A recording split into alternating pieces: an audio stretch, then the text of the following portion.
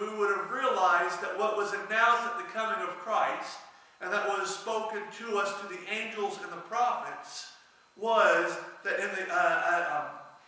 that we have been reminded that God has come and given us a message of hope and of life, in which he has been proclaiming throughout the beginning of time.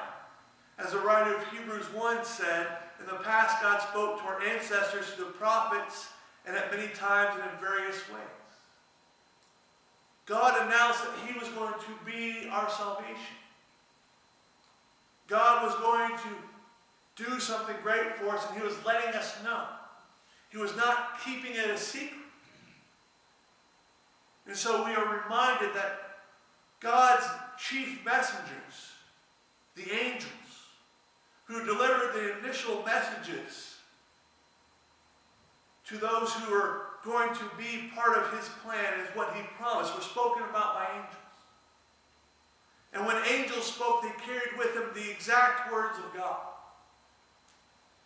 And so when they spoke, angels could not go back or undo what they had spoken and delivered.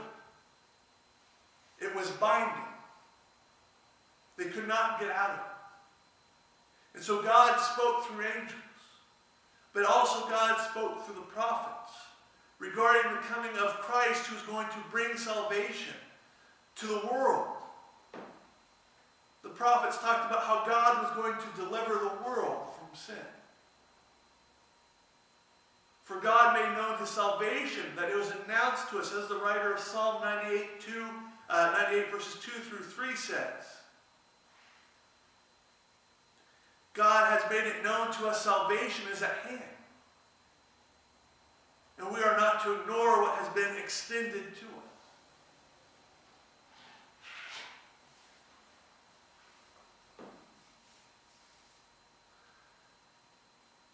God made it known to the world, as was announced, that the great thing that he was going to do.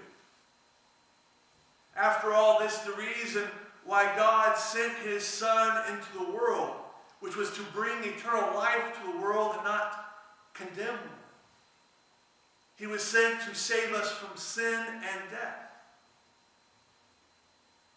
After all, God spoke to us about his Son in Hebrews chapter 1, verse 2, which Darlene's read for us this morning.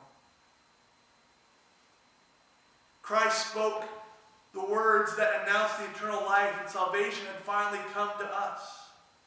When you look at John 12, verses 49 through 50, you see that Christ says, for I did not speak my own word, but the Father who sent me commanded me to say all that I have spoken.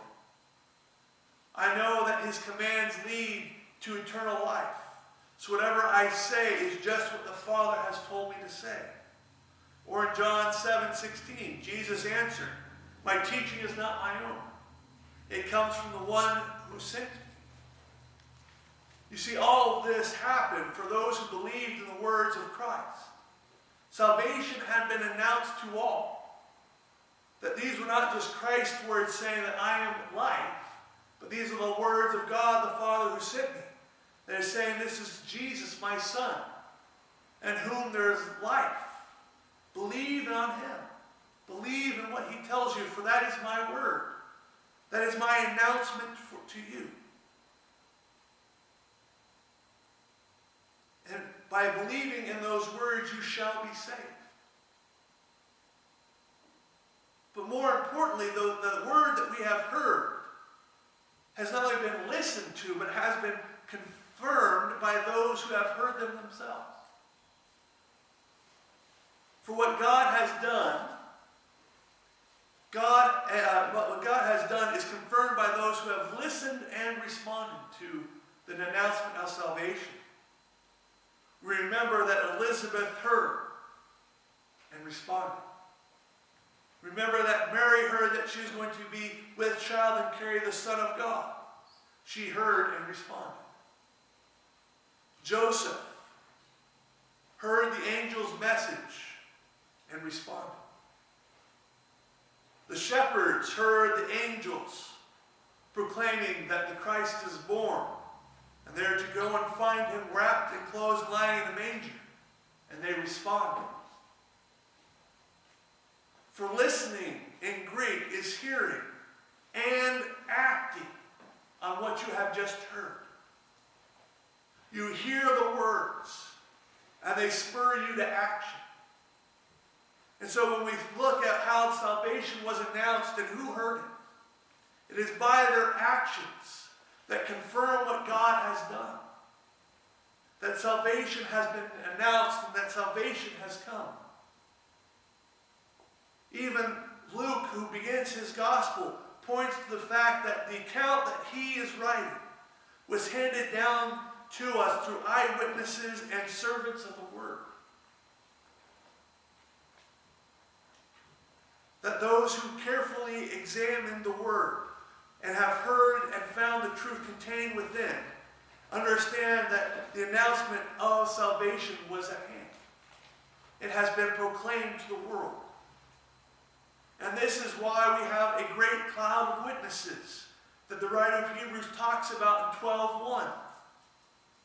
That those who have come on before us in faith have confirmed what we have heard. That salvation has come at the birth of Christ. That eternal life has been revealed to us through his coming. So what more do we need? For God announced that he was going to do something great, that God himself was going to provide, and that the people of faith who heard his promises, who heard his word, responded finding life in it. They confirmed them through their own life and faith in God. So therefore there is a sureness, there is a certainty in their testimony. And what was promised in the beginning by God has come. It has been revealed. And so we are to carefully pay attention to it, so that we should not ignore such a great salvation. For it has been announced, and we believe in the truth contained within the promise of God. So the good news is that we do not have to rely on just the testimony of those who have gone on before us in faith. For we have also been given the testimony of God himself. Because sometimes it can be difficult to trust the words of others because, well, they see different things differently from different angles and different points of view. And they interpret the things in different ways. But as the writer of Hebrews points out, that not only do we have this great cloud of witnesses which testify about the announcement of salvation, but God also testifies to Christ being his Son and revealed to us the gift of salvation. For God confirmed who Christ is on two occasions. The first occasion was in Matthew 3:17, where God says Christ is his Son, in whom he is well pleased. And then the second affirmation of Christ as God's Son happens in Matthew 17:5. After the transfiguration, and Peter's talking to Jesus about building